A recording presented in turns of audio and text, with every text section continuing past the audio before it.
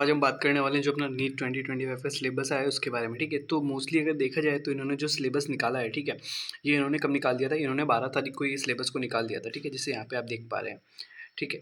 तो यहाँ पे क्या हुआ था कि इन्होंने 12 तारीख को ये सिलेबस निकाल चुके हैं, बट यहाँ पे जो अपडेट करके आया ये 16 तारीख को इन्होंने दिया है, बाकी ये दे चुके थे पहले ही, ठीक है। तो अब बात करते हैं कि सिलेबस में ऐसा नया क्या है, ठीक है। तो मोस्टली अगर देखा जाए तो ये सिलेबस जो पूरा है, ठीक है, जो 2025 के लिए दिया तो ये पूरा कॉपी बेस्ड है 2024 का, ठीक है। तो 2024 में जो आपका सिलेबस था वही 2025 में सिलेबस है, इसमें कुछ भी ऐसा चेंज नहीं किया गया है, ठीक है। तो अभी देखा जाए तो पढ़ना कैसे है, ठीक है। तो जो 2024 में जैसे पढ़ रहे थे वैसे ही 2025 में पढ़ना है, तो मोस्टली हमको फॉलो करना है नई वाली एनसीईआरटी को, ठीक है। इसमें कुछ कुछ नया डाला है। तो बात करते हैं फिजिक्स में, तो फिजिक्स में वही सारी चीज़ें हैं, ठीक है। आपका फिजिक्स एंड मेजरमेंट है, काइनेमेटिक्स है, लॉज ऑफ मोशन है, वर्क एनर्जी एंड पावर है। तो ये सारा का सारा आप देख सकते हैं, ठीक है। रोटेशनल मोशन हो गया अपना, ठीक है। फिर ग्रेविटेशन वगैरह ये सारा का सारा मतलब वही जो 2024 का सिलेबस था वही 2025 में सेम सेम सिलेबस है, ऐसा कुछ इसमें नया नहीं डाला है इन्होंने, ठीक है। थर्मोडायनेमिक्स होगा, काइनेटिक थ्योरी ऑफ गैस होगा, ऑसिलेशन एंड वेव्स हो गया, इलेक्ट्रोस्टैट हो गया, करंट इलेक्ट्रिसिटी हो गया, ये 12th वाले चैप्टर आगे स्टार्ट, ठीक है। मैग्नेटिक इफेक्ट ऑफ करंट का, इलेक्ट्रोमैग्नेटिक इंडक्शन हो गया, ईएम वेव्स हो गई, ऑप्टिक्स वगैरह हो गया, ठीक है। Dual nature of matter, radiation, atoms and nuclei, electronic wave devices, experimental skill में ये ऐसा इन्होंने थोड़ा थोड़ा कुछ अब चेंज करना है, ठीक है। तो ये सारा का सारा आपको वही है जो आपकी 2024 में सिलेबस था, ठीक है। तो फिर जब केमिस्ट्री की बात करते हैं तो केमिस्ट्री में वही फिजिकल केमिस्ट्री में वही है, बेसिक कॉन्सेप्ट, एटॉमिक स्ट्रक्चर वगैरह, केमिकल बॉन्डिंग, केमिकल थर्मोडायनेमिक्स वगैरह, सॉल्यूशंस वगैरह। तो ये वही सारे हैं, ठीक है, जो इसमें थे। इक्विलिब्रियम हो गया, रिडॉक्स रिएक्शंस हो गई, केमिकल काइनेमेटिक्स हो गई। फिर ये सारा का मतलब इस बार इन्होंने क्या किया कि जो पहले 2024 में इन्होंने रिलीज़ किया था वही दे दिया, बस इस बार थोड़ा सा ये है कि इन्होंने बता दिया, जैसे आपने देखा है कि क्लासिफिकेशन ऑफ एलिमेंट में मॉडर्न पीरियोडिक टेबल, मतलब कहाँ कहाँ से आपको पढ़नी है, एसपीडीएफ ब्लॉक एलिमेंट्स ये सारा, ठीक है।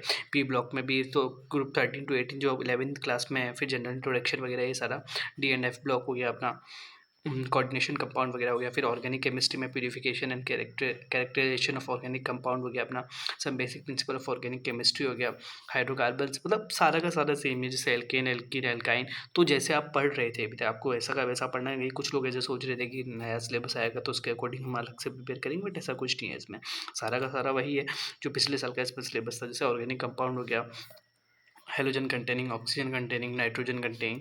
तो ये सारा का सारा बायोमोलिक्यूल वगैरह हो गया, like principles related to practical chemistry होगा। तो जैसे आप पढ़ते जा रहे थे आपको वैसा वैसा पढ़ना है। इसका पूरा पीडीएफ आपको पता है ये सारा का सारा है इसमें, तो ऐसा कुछ नया इसमें नहीं करना है। तो फिर अब बात करते हैं बायोलॉजी में उन्होंने क्या किया। बायोलॉजी में भी वही सारा का सारा सेम है जो नई एनसीईआरटी है, सिर्फ इतना ध्यान रखना नई एनसीईआरटी को फॉलो करना है, पुरानी एनसीईआरटी को नहीं फॉलो करना है। फिर structural organisation animal and plants हो गया, सेल स्ट्रक्चर एंड फंक्शन हो गया, प्लांट फिजियो हो गया। फिर अभी इसमें इन्होंने थोड़ा सा चेंज किया, जैसे लास्ट ईयर भी इन्होंने ह्यूमन फिजियोलॉजी हो गया।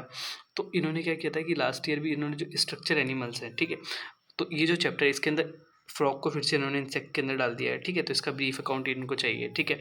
फिर इन्होंने क्या किया कि यहाँ पे जो सेल स्ट्रक्चर एंड फंक्शन है, फिर प्लांट फिजियो है, ह्यूमन फिजियो है, ये सारा का सारा रिप्रोडक्शन वाला चैप्टर है। तो ये सारे वीडियोस मैंने मेरे भी यूट्यूब चैनल पे डाले हो, तो वहाँ पे भी आप देख सकते हैं। बायोलॉजी एंड ह्यूमन वेलफेयर हो गया, बायोटेक हो गया, इकोलॉजी एंड एनवायरनमेंट हो गया। तो सारा मतलब मोस्टली ये वही है, ज़्यादा कुछ इसमें चेंज नहीं है। तो आप इसको जैसे देख सकते हैं, ठीक है। तो यहाँ पे कुछ इन्होंने जो थोड़े से इसमें चेंजेस लेके आए हैं ये, ठीक है। टोबैको वगैरह इन्होंने ऐड कर दिया है यहाँ पे, आप जैसे देख पा रहे हैं, टोबैको अब्यूज़ वगैरह ये सब। और फिर उन्होंने क्या किया कि आईवीएफ वगैरह ये सारे मतलब एलिमेंट्री आइडिया, मतलब जो जनरल अवेयरनेस के टॉपिक्स हैं ये आपको सारे के सारे नई वाली एनसीईआरटी में पूरा ठीक से मिल जा रहा है, ठीक है। फिर प्लांट फिजियो में इन्होंने वही सब रखा है। फिर हम बात करें तो यहाँ पे इन्होंने क्या किया है कि डाइवर्सिटी वाला जो ये चैप्टर है, ठीक है, स्ट्रक्चर ऑर्गेनाइजेशन है प्लांट्स एंड एनिमल्स, यहाँ पे आप देख पा रहे हैं कि कुछ कुछ इन्होंने ऐड किया है। जैसे आप देख पा रहे हैं कि मालवेसी, क्रूसीफेरी, लेगुमिनेसी, कंपोजिटी, ग्रामीनी, ये कुछ फैमिलीज को इन्होंने ऐड किया। तो नई वाली एनसीईआरटी के अंदर आपको मिल जाएंगे, पुरानी एनसीईआरटी में ये सारा कुछ नहीं है, ठीक है। तो यही आप सबको देख के चलना है। Thank you.